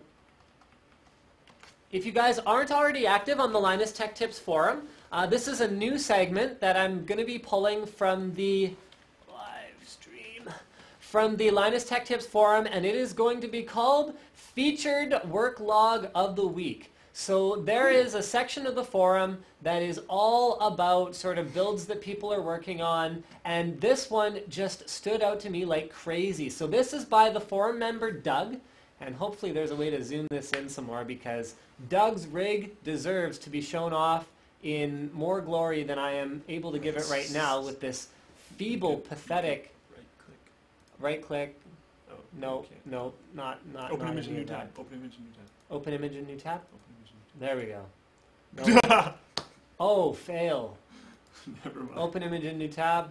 There we go. All right. So this is Doug's blue and white Shinobi build, which is absolutely beautiful. It's all about the little touches in a build like this. So for example, you can see on his Corsair power supply, he has covered up the Corsair branding with a matched, it looks like he's actually painted it. It looks like it. Yeah, with a matching paint that goes along with the paint that he's put on his SSD label. Beautiful sleeving as well. Yeah, he's And here, yeah, oh, that's gorgeous just great. sleeving. He's destroyed the warranty on these components, but Doug doesn't care because he's an enthusiast, and damn it, that's what enthusiasts Look at the do. hard drives. Look at the hard drives. The hard drives are also blue. The connectors are blue. Everything down to the last sort of detail is just freaking fantastic. So we're going to pull up Oh, that's great. this other image. This was the one that really stood out to me. So what I like about it is how plain and clean it is, and yet how just like out there it is with that color scheme. Like I've been on the record saying a number of times that I think that Asus's mainstream board color scheme can just go put itself in someone else's computer and not mine. But Doug has made it work, dang it. So he's found Corsair fans that also have that weird blue. He's got white ones up here, so he's got blue and white. He's done his sleeving very tastefully. Some people do the one accent one, some people do alternating. I like what he's done here because it's random, but not random. Like it just looks good. It's random, but it works. Yeah, he's sleeved his SATA cables as well, so those look really sharp right here. And actually, in terms of customization, there's not much he's done. All he did was cover the logo on his water cooler, okay, or remove it rather. He has covered this with a piece of metal, okay, so you can't see the mounting points for the optical drive. He's covered up this. He's done some sleeving. He painted his hard drive and his SSD, and that's it. But it looks really good. The effect is more than the sum of the mods that he's done. So I thought this was a really, really awesome rig. And I'd love for more of the Linus Tech Tips forum community members to post their rigs. And I'm going to make a point of choosing one, at least one per week, to showcase during the live stream so that everyone else can admire their work as well. And we're going to, man, I can't wait until VB5 goes gold. Look at that, though. Just That's fantastic. beautiful sleeving on this. I haven't seen this one. I really, really like build logs. I'm on there a lot, but I haven't seen this guy's. Yeah, no, this one just really, really, really stood out to me. So I thought that was really cool. Wanted to share that with you guys. I hope you enjoyed that gorgeous build. I actually, you know what, it's funny because normally the first thing I do when I look at a computer is I go, oh, what components did he use? And was that balanced and blah, blah, blah, blah, blah. I mean, normally any machine with a single 120 millimeter pre-done water cooling thing is kind of sort of off my radar in terms of coolness factor. But what he's done is he's turned it into a system, not a sum of the parts. I don't even know what graphics card he has. Didn't even look. Did you look? Did you even notice? No. I noticed that it had the nice white accent. Yep. That's all. But that's all. He turned that computer into a work of art that is more than just the sum of the parts. So I thought that was exceptional. And without actually that much work. I bet it took him a lot less time than I'm spending on my rig. Yeah, but I'm still sure it took him time. Like, there was some really, really nicely done stuff in there. That's true. The SSD cover was awesome. The removal of the logo on the block was, like, it's all done very well. It's quality work. Have you read any Surface Pro reviews? None. How do you not have any time to read anything? What? Where did that come from? Surface Pro, it's kind of a big deal. Made by I this know. company called Apple. They make a lot of tablets. No, it's made by Microsoft. So Surface Pro... I know of the Surface Pro. I've read some Surface Pro reviews. I'm just not super fluent in it. I know it's awesome, but has really low battery life. Okay, So all right. Stop trolling. Okay, you're unfired once. Okay. So the Surface Pro, guys. The Surface Pro is out. I've been asked to talk about it. I don't have a unit, unfortunately. I don't really have a hookup with Microsoft hardware, to be perfectly honest. Even the Surface, I'm gonna make a little confession here. I went and bought one, and then I returned it because I didn't have the money to keep it. It was good. Yeah, it was good. If I was going to buy a tablet, I would have seriously weighed my options and considered a Surface versus the iPad 2 that I use now. Actually, versus pretty much anything. I really liked Surface. So Surface Pro steps up Microsoft's game in a couple of big ways. Number one is they've added an x86 processor. In this case, it's an Intel processor, which just makes it like everything else looks like a dog and pony show, the fastest tablet out there. Well, when you compare it against more traditional tablets running Tegra 3 processors, S4 processors, running Apple processors, just everything looks like a joke compared to Surface Pro. It's pretty beast. Yeah, so there's that. Anyways, keep going. x86 compatibility, meaning you can install any Windows-compatible application on it that runs on Win 8. Totally boss. Totally boss, totally awesome. Because Microsoft opted for a high-performance processor, I can't remember, is it a Core i3? I don't remember what it is. Like I said, I wanted to say I didn't read about it because I didn't read about it that much. It's a real chip, not an Atom. So unlike Asus's Vivo Tab Smart, which can run x86 applications but isn't particularly high performance, but does get about 8-hour battery life, which is good, the Surface Pro is just way faster but suffers big time in terms of battery life. So it only gets 3.5, 4.5 hours of battery, which I personally find... underwhelming. It's hard to take seriously these days because here I'm gonna harp on. Why don't you tell them what you do know about Surface Pro? I'll be back in a minute. We covered most of what I do know about Surface Pro. The main reason why I was excited is the x86 compatibility. Come from a lot of programming school, so tablets are pretty much useless for me other than reading textbooks. But and like when I first showed up to my first class in post-secondary, I was like, oh, I want a tablet so I can like take notes on it. And then I was like, oh wait, I can't install anything that's useful for me in this class. Yeah. So it was just not feasible. So Surface Pro makes it absolutely feasible. So yeah, Surface Pro does that. The thing that bothers me about it though is it's not a tablet in terms of its form factor. I wouldn't even consider, it is a tablet in terms of its form factor. Sorry, it's a little thicker than a normal tablet. But it's not a tablet in terms of its battery life, which to me is a big part of mobility. Yeah. I would not, and I'll go on the record saying this, in fact I'm doing it now, I would not upgrade my iPad 2 to an iPad 3 or an iPad 4. If you gave me the option to do a straight swap, I wouldn't take it. Go ahead and ask me why. It's going to be battery life. That's right. You answered your own question beforehand. Whatever, man. iPad 2 has better battery life than either iPad 3 or iPad 4, which for me, because I only use it occasionally, the only convenience that comes out of a tablet is knowing that when I pick it up, it still has a charge on it. That's it. That's the only compelling thing about it. I mean, it's a tablet. It's stupid. You can't type on it. We were thinking about using a tablet as our slate before shots. Yes. The slate is you write like the shot number and the take number and the scene number. Makes and it all easier in editing. And then you do the clapper thing. And Diesel complained that we didn't slate. He's got a point, but we totally didn't. He does have a point. So we were thinking about doing that, but then we're just like, if it runs out of battery life, then we're screwed. I'd rather just have a whiteboard and a marker because we know it'll always work. So that to me is the convenience of a tablet. And a tablet that only has a 4-hour battery life is not a tablet to me. That's a notebook. Even though the form factor is gorgeous in a tablet, and it still has the kickstand, which I still think is awesome. But if I was going to buy something, and Surface Pro is not cheap, it's around $1,000 bucks. Yeah. If I was going to buy something like that, why don't I spend an extra $200 and get an Acer S7? This laptop is primo. This is an awesome notebook. It has Gorilla Glass on here. It's super slim. It's about as thin as an iPhone. Well, it's a little thicker than an iPhone 4. But it is super slim. It's okay, the iPhone 4 is upstairs. I was going to grab an SSD. It has a 1080p IPS screen, so 1080p just like the Surface Pro. Has a full keyboard.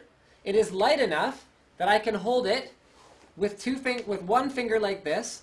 So it is actually legit light enough to just oh yeah, there's an SSD. Okay, here. Let's do the size comparison with the SSD. There you go. So it's extremely slim. It's light enough that you could legit walk around with it in one hand and use it as a touchscreen device like a tablet. Why don't I just get this? Because Surface Pro is not really that much more portable because this folds so thin that you can tuck it into, I mean, even by the time you put it in its sleeve, it's not bulky. Not that much bigger. The only use case that I can even pretty much think about is, remember when we were flying to Vegas? Mm-hmm. And I tried to whip out my laptop on the plane? Okay, right. Remember when I was like... So in a confined space. When you're in a confined space, which is not as applicable to most people in Canada, but around the world is more and more applicable, it's kind of... awkward. Like, yeah.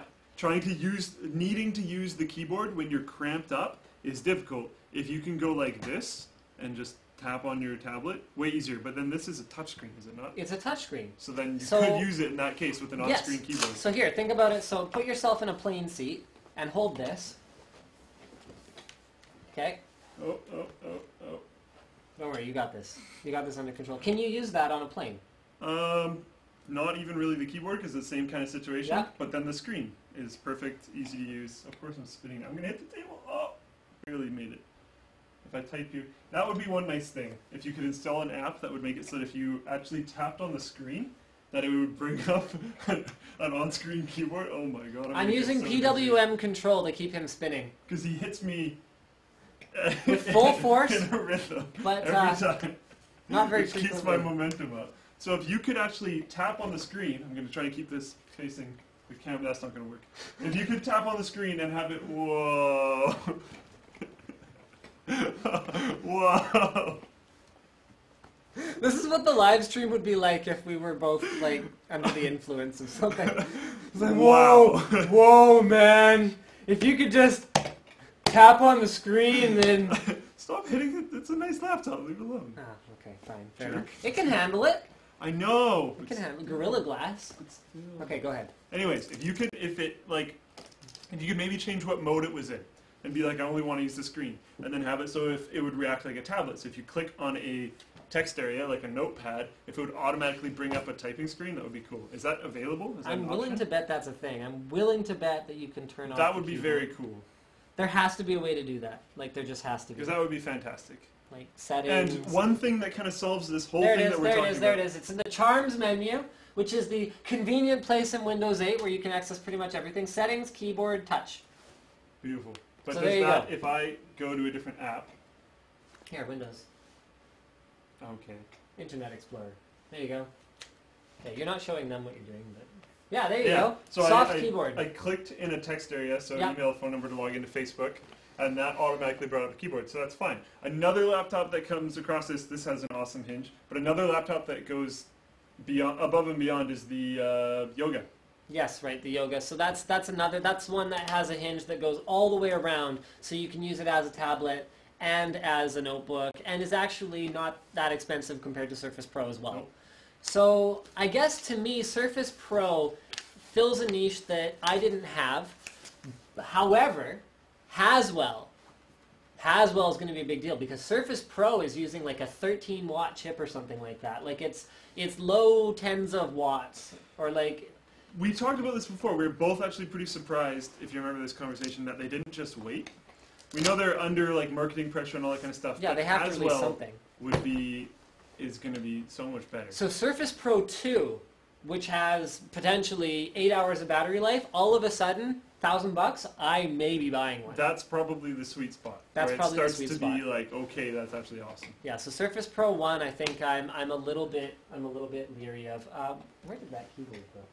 It always vanishes. I know. I think it's always you who moves it. I literally never touch it because it's so Why small did you that I put it can't over type here? on it. Why did you spin me around in my chair until I couldn't see anything? Well, that was just like cool. Okay, so let's go back to Twitter for a little bit. 389 new interactions. I'm sorry that we've ignored Twitter, you guys. Oops. Internet Explorer is the only... We haven't done anything with that laptop. Yeah, that laptop's it's a loaner unit, so we haven't exactly... We didn't bother install browsers. Okay. Just using stock stuff. What are you doing, man? Can John just kind of not have inappropriate stuff all over his Twitter feed? Look at his @ handle. I know! Why does he do this? Because he's John. My friend is selling his 7970 and offered to trade for my GTX 670 and $20. Yeah, go for it. Unless it has bad coil wine, and because you're buying it used, you have the opportunity to check it out first. Are you excited for Bungie's new game Destiny? Trailer this Sunday? Isn't it a little early to be excited if we don't even have a trailer yet? And I like what is it, Take-Two Studios? I like what the new company did with it. I was a pretty big fan of Halo for Halo 1 and Halo 2, and then Halo 3 just completely ruined it for me. And then the newest Halo, I played it a little bit, but I'm not exactly a console gamer at all anymore. So it was kind of awkward, because I'm like, how do I do things? What? You're spinning again. Just trying to imagine playing with the controller. Basically, that's pretty much it, because keyboard, mouse, or die. But anyways, it seemed a lot more polished than, like, Reach, which was kind of terrible. So, no, not particularly excited.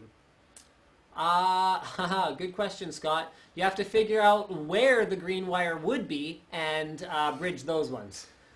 Yeah. Don't guess wrong, though. What's the best computer case for $70? Hard to say. There's not that much that's that great for $70. Probably a cheap Cooler Master would be your best bet. Yeah, and the MSI Interceptor is on sale for $49.99. Is the Shinobi around $70? Sometimes on promo, I think it is. Watch for promo sales. Yeah. That's where you're going to get your good cases at that price. Yeah. With the new consoles using 8-core processors, will future PC games have better multi-core support? You know what? I would have said that last generation. Yeah. Because Xbox has 3 cores, which back then was a big deal, and Cell has, how many cores does Cell have? Like 6 or something stupid like that? I don't remember. It has a bunch of cores. Stronger though. Why? Because they didn't optimize it last time. Right. Even though there was lots of multi-core awesomeness going on in there. I still think it'll be a little bit stronger. Well, we can hope. We don't need smart everything. Even fridges have the smart title. I think phones are enough. Mitch, you're wrong, and in 20 years we can have this conversation again, and I can tell you how wrong you are. Because everything is going to be smart, and everything is going to be connected. Stuff like fridges and stuff like washing machines that are all coming out with like wireless connectivity and all this ridiculous stuff sounds nuts until you start hearing use cases of people that are actually developing stuff for it. Yes. A friend and I worked on a Arduino controller rig. Was it Arduino or was it? Pretty sure it was Arduino. And we have it set up in the bottom of his apartment complex so that he can, like, he has it tucked in behind the washing machine and the dryer so people don't see it. And he just connects it together and then puts his wash in and it sends him an email when it's done. Right. So he doesn't have to keep checking on it at random times or even bother to figure out how long the thing takes because it just sends him an email right away. And the problem right now is how fragmented it is. Because there's all these competing companies and all these competing standards. Once someone strong enough, whether it's a General Electric or whether it's like, once someone strong enough comes in and says, no, this is how we're doing it, and standards can start being built around that, then we're in for very exciting times. What if you're... Yes, because honestly, right now, a lot of it sucks. Which is why you're going, why do I need a smart fridge? Because most of them suck. Right. Why do I need a smart TV? Smart TVs are stupid. They don't work with a bunch of different file types, and the webcam's terrible because most of them suck. Yeah. But it's coming. And these incremental improvements have to come. AR Drone V1, the one on the wall behind me, had a terrible camera, not very good range. The replacement has HD and works with wireless N and goes much further. Like, these iterations have to happen in order to ever deliver a truly finished product. Now imagine this. What if your smart TV could do more than just have a touchscreen on the front that you can browse the web and look at recipes on? What if your smart TV, your smart fridge, integrated with every single item you had in your fridge, using cameras all over the place, knew you had a tomato, and all you had to do was go on your tablet, look at a recipe and go, I'm going to make that, and your fridge would send you a shopping list for all the things you don't have yet. Or you can even go, hey fridge, what can I make tonight? What can I make? Or what do you recommend me? Because the fridge knows what you like because of reviews you've given it. That's right. And the food that you actually have inside of it. Your fridge could set up I mean, okay, here. So work this into something like what Amazon's doing with their same-day shipping. What if Amazon gets the infrastructure figured out to the point where they can do food within like an hour or two? All of a sudden, instead of, takeout from a restaurant, you might be ordering through your fridge. Your fridge might go, oh, okay, it's almost time for dinner. Tuesdays are macaroni night. It could place an order automatically with Amazon. They could deliver it to you 2 hours later. The fresh groceries arrive at your door. You put them on the stove. You make the food, and then you don't even have to even inventory food necessarily in your fridge so much. So it becomes an exercise in run rate and replenishment. I mean, we're going back to the milkman. Yeah, pretty much. I was actually just going to say we're going back to the milkman concept. That's right. We're going back to the milkman concept. What happened to fresh food? It's gone. Fresh food might be making a comeback because of technology like smart fridges. So there. That is my argument for smart fridges and why they're not actually stupid. Well, they're stupid now. Yeah. But like it's the future that we're looking into. And when he was talking about iterations of things like the AR drone, we were just talking about that with the Surface Pro. Yes. Right. Okay. The second one is what we're like we said, the sweet spot. That's a very good point. You're unfired again. Where am I even at? I'm not sure anymore. They'll figure it out. Greetings from Latvia. What about the rumors of postponing the AMD 8000 series till next year? Can we even? I don't know. There was a thing on Hardware Canucks. So we can? Well, that was on Hardware Canucks. We can talk about the article. Okay, I didn't read that. So AMD has already said that they're going to be refreshing the 7000 series. This was an article on Hardware Canucks where Hardware Canucks says AMD said, so I don't have any kind of validation from AMD about this. Seriously, I don't actually. No, I don't. The guy I was talking to today, he knew nothing. So it's going to be somewhere between a 7800 series, or 7700 series and a 7800 series as a refresh, at least. So that much they're talking about now. So while it might not end up being called 8000 series, AMD will be releasing some kind of GPU product at some point. According to the Hardware Canucks article, sometime in the first half of 2013. So it's not like they're just, going to lie there and sort of, have NVIDIA just kind of like tighten in their face. It's not going to be quite like that, guys. So I'm excited to see what they're actually doing, and it wouldn't be the first time one of these GPU makers, supposed GPU makers, has gone and pulled some kind of rogue BS CIA tactic. I mean, okay. 8000 to 9000 series NVIDIA. As a retailer, when NVIDIA launched the GTX 680, we all thought it was coming in at $599. NVIDIA pulled a price move. Okay, nobody knew this. None of the add-in board partners, which they're not called for NVIDIA, they're called ABPs. Oh no, add-in board partners. It's AIBs for AMD. Anyway, these are important distinctions. None of the add-in board partners for NVIDIA even knew. So they were all charging their customers according to a $599 sell price. NVIDIA dropped a bomb like the day before launch and dropped the price to $499 before it even launched. And I suspect they intended this all along. So a lot of the rumors and a lot of the stuff you see out there is intentional leaks that are meant to mislead the competition and meant to sort of stir up buzz, the community. Stir the pot and get people talking. The amount of buzz that's gone around about Titan is just absolutely insane. Like, oh yeah, it's crazy. Nuts. It's absolutely ridiculous. Like, we've seen stuff like this before, but this is kind of up there for the amount of buzz we've ever seen. And, like, it's kind of cool. It's an interesting new aspect that they're taking. It's GK110 chip, all that kind of stuff. Like, that's cool, but still. Got any more topics? Actually, kind of. This is my... We haven't really sat and taken very many Twitter questions. Like, we just took a few. Okay, want to do some now? Sure. Best USB mic for under $100. Which scene is the Twitter scene? There we go. Best USB mic for under $100. I haven't tried way too many USB mics. This might be a better question for Diesel, at Diesel the intern. But I've had a lot of really good experiences and read a lot of really good reviews of Blue mics, BLUE. I have a Blue Snowball, and it's fantastic. Is that under $100? Yep. Oh, okay. And my brother has a Blue Yeti, which I think is a lot closer to $100, if not slightly over. It might be like $89 or it might be $110. I don't know exactly where it is, but it's somewhere closer to the $100 price point. They're generally extremely well regarded, so maybe it's not. They're really good. Maybe there's some obscure brand like from like Latvia that makes a better one. Yeah. But if you bought a blue mic, you'd probably be satisfied. They're really, really good.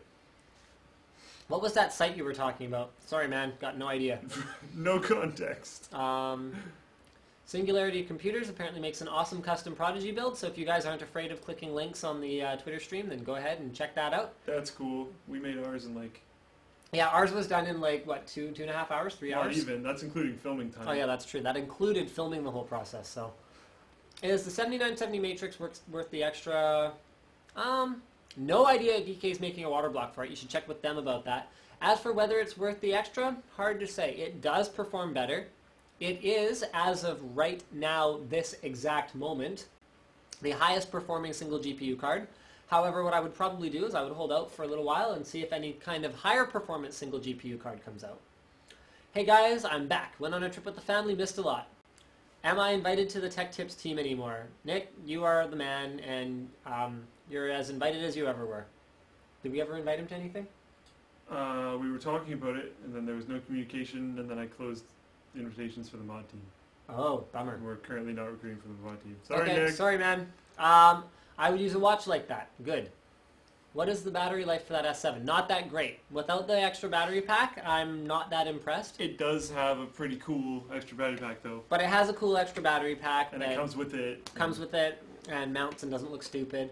So I think without the extra battery pack, I mean, I haven't actually had it run out of battery on me yet or anything. I haven't had it run out, so it's hard to say. I'm getting a Zonar Essence STX next week because of you, Linus. Yes, you are cool now. Respect. What is the best AMD Mini ITX motherboard? I don't even think there is a current Gen 1. I mean, part of the problem is that Piledriver and Bulldozer put out so much heat, and the socket is so big, and there's so much overhead because of the mounting bracket. It's really hard to build an ITX board for it. So just go Intel. Sorry. That motherboard. Yeah, get a P8 Z77i whatever deluxe, the good ones. Yeah.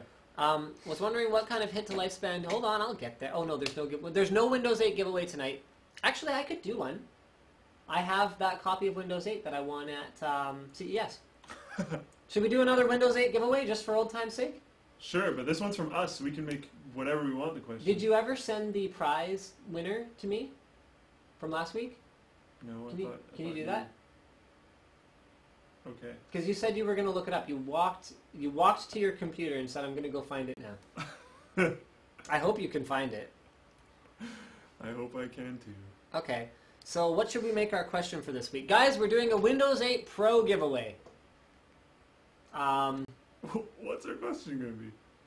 Let's... It doesn't have to be about Windows anymore. It can be about anything. This is ours now. It's ours.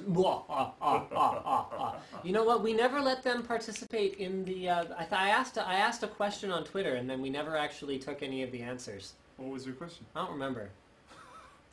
Like, at all. Slick, do you remember the black and yellow? I do. That was... guy sent it to me when I first started on Twitter, and it was actually a pretty boss build. You had an M-Power, and you had a Lightning, and you had... All this stuff looked really good.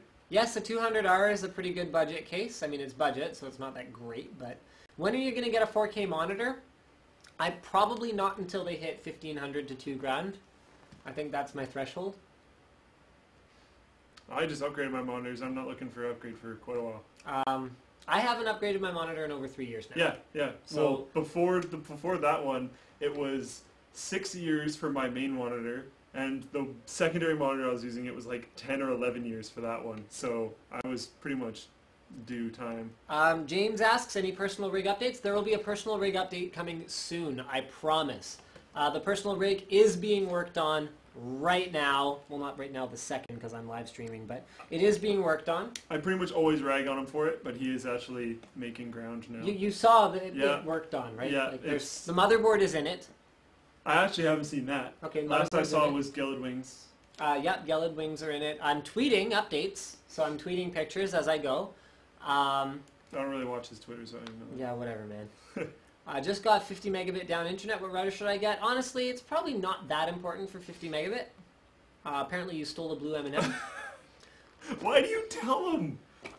We are working on. Oh yeah, this is something. We are working on benchmarks for the 8350 versus the 3570. So you finished one test bench already, right? Yes, I did. The 8350 is done. No. Wait, what? 3570K. On Windows 7. I thought we were going to test on Windows 8 only. Did you just veto that? Yeah. Since when can you veto things? What do you think this Since is? you stopped benchmarking stuff. Okay. Okay. Here's apparently a link to the Titan online retail listing. Careful about that. Yeah, we're not going to click on it. It's okay. When is the NDA? No idea. Or at least if we did know, we couldn't say. Where did you get the T-Balancer? I ordered it online. They have notification smartwatches already. Sony Mobile! Yeah, they've had notifications smartwatches. Yeah, but I want like the whole shebang. Yeah. And this is why friends don't let friends push-pull. No, too scary.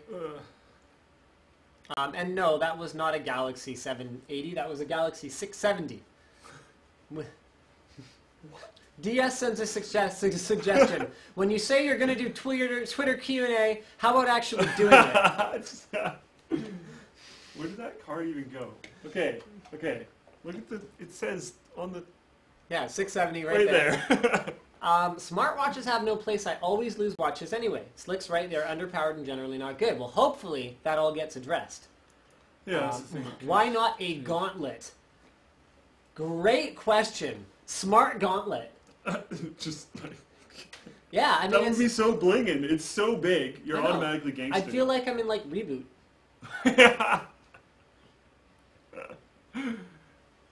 The Pebble. That's right. That was the one. Yeah. That was the one I was thinking of. Market's ready whenever Apple says so. Or Apple's really good at figuring out when the market's ready, just saying. That's true. Google Glass is another crazy one that's coming. Yes for Apple Watch if they make it fast, easy, and not stupid to use. Okay?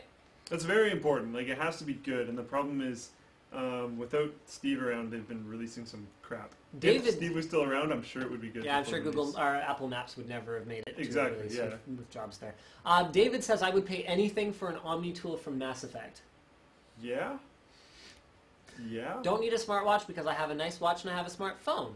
But then again, I used to say the same thing about why would I need a smartphone if I have a pocket PC and a phone? But that's two devices. Right, that's the same thing. Yeah, but... yeah. Okay, it's 2 to 2 as opposed to 2 to 3. Is that what you're trying to say? Sony smartwatch, Android watch. Okay, battery life will be a problem since watches shouldn't be too big. However, blinged out watches a lot of the time are big. Yeah, very often they're really big. You could check things, look at customizable watch, control your phone MP3, look at GPS while you're walking. NFC would be actually kind of cool. NFC would be really cool. NFC would be balling, but NFC just destroys battery life. Yeah. So I'd be really interested to see how that works out. They could use some type of, like, not even necessarily NFC, but like RFID technology. Right, okay. Just for like unlocking gateways or whatever. Watches are like cars, just a status symbol no matter the tech. Not necessarily. It is, though. You can buy a $4 Casio. Yeah, but in a lot of cases, like, he has a point, though. I think that little niche market of, like, ridiculously, stupidly high-end watches. That'll still exist. Yeah. But that won't sustain the company completely. For every $250,000 watch that Rolex gets to sell, they need to move some $25,000 ones. They're moving more than 10 of those for every one of those. Yeah. Like, you need everything. Oh, yeah, for sure. And I mean, not every car is a Okay, right, but fancy ones are. I don't think I own anything that's a status symbol. I was just thinking, my car's not a status symbol. Not necessarily status symbols to most people, but you have some cannot has. Definitely. Oh, that's true. Okay. We have different status symbols than most people do. That's true. Hey, I have 12 copies of Dota 2 and don't need them. Daniel, my suggestion would be head over to linustechtips.com. Head over to the forum and see if you can find some cool community members. Maybe even, make it a fun little game for yourself. Find someone who left a great reply for somebody. And then just award them a key because they're awesome. That's PM really them a key and leave a note in the thread. Great reply. Thanks so much. And we appreciate your patronage. That would be boss if you did that. That would be very boss. Yeah, they're out there but not selling well. Again, it's all about the Apple factor. No one's really marketing them that hardcore. Yeah. Apple will market it hardcore. Okay, no to the watch. Why don't you just smash a glass bottle on your wrist? What would you do if you fell over and smash? I mean, come on, man. You could make the same argument about a smartphone. Why would you carry a piece of glass in your pocket? If you fell over, it could smash it. And honestly, it's going to be not glass all the way around here. And No. then glass just on the very top. It's be very, very, very durable glass on the Sorry, James. Sorry, James. Apple will find a way to make people want one. Ubuntu phone. We've talked about Ubuntu phone at CES. Slick and your ideas are good, but the problem is the size to read It messages doesn't have and to stuff. be that big. But screen size, he's right. Screen size could be a factor. Although, I mean, the thing about a watch is it's very sort of, you know, if you can't see very Yeah, well, you're you going can- like this. Like, it's going to be pretty close. Closer than most people hold their phones. And as which long is- as it has a gets retina used. display, like, and I see, look at me using Apple's branding terminology for things. As long as it has a high pixel per inch display, high resolution, high pixel density display, high retina display. As long as it has a retina display, I'm sure it'll be fine. Not time yet. When they can make the smartwatch replace the phone or process for something like Google Glasses, then maybe. But that's how the ecosystem will work. Is the phone might be like a processing offload for the watch and the glasses. That's what kind of what we were talking about. Yes. Was you connect it to your phone, Yes. and then your phone would actually do everything. It would just push Ecosystem. to the watch. Everything. On the subject with the texting, you can set up a quick message, so instead of typing, you can select text. Just like when you're on your phone and you get a text and you can be like, sorry, I can't, I'm driving, or whatever. Or when you get a phone call, you can reply with a text. So that could be a really cool thing. Yeah, there's the Pebble again, which is really, really cool. I don't remember anything about it, but I read about it at some point and I thought it was cool. What will it do, and will there be internet plans? How will it work? I'm sure there'll be internet plans. What if it's not? They're going to find some way to try and monetize it for the ISPs. Okay, maybe. There will probably be Wi-Fi and 3G versions. And smartwatches could be kind of like a pager. So we could be back to the pager concept. It could also just be tethering. Yep. Oh yeah, it could just tether to your Yeah. smartphone. Apple will pull it off anyway. I think that when we're... Okay. So, recommend water cooling tubing. Primo Chill, Primo Flex, LRT. Yeah. That's we it. have some, like, right on the other side of that wall. Yeah, because it's the best. It's for Yeah. my personal rig. I use it in Only mine the- as well. Only the finest tubing. My tubing status symbol. Alright guys, I think that is pretty much it. We actually ran 15 minutes over today. Thank you for tuning into the live stream, and we will see you guys next time. I don't think I had any more topics that I really, really wanted to talk about. Oh yeah, the penny's gone in Canada.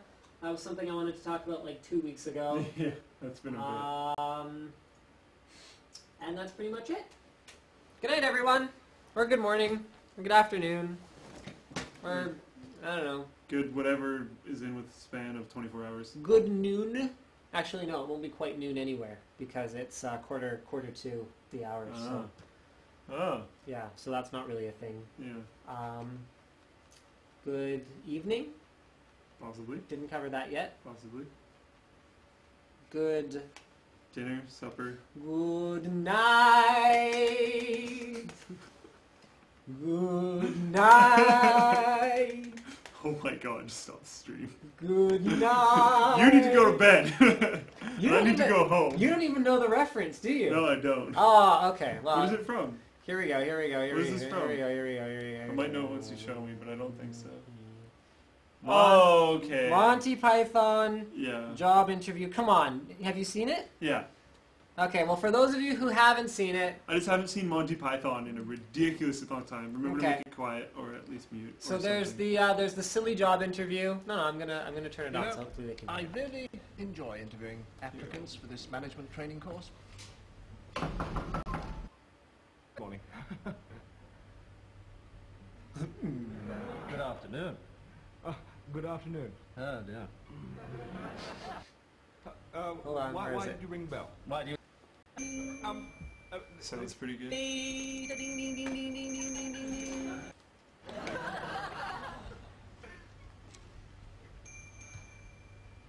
Good night. Ding ding ding ding ding ding ding ding ding. Good. He's doing the uncomfortable hands thing. Yeah. So that was the reference there. That wasn't just random, and we're actually turning off now.